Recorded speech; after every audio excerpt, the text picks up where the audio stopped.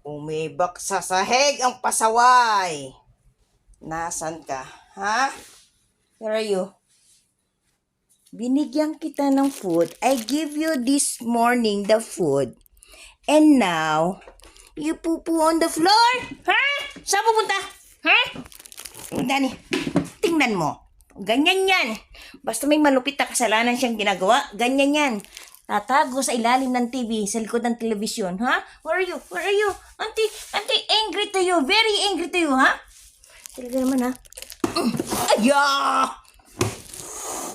Ikaw pa galit, ha? Why you poo on the floor? And now you angry to auntie. Aba, sumasagot ka pa.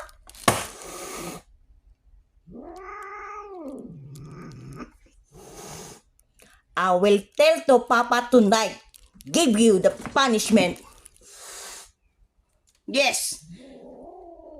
Yes, I will tell to Papa. Give you the punishment. Oh, tingnan mo, bakit na dun? Kahit magtago ka,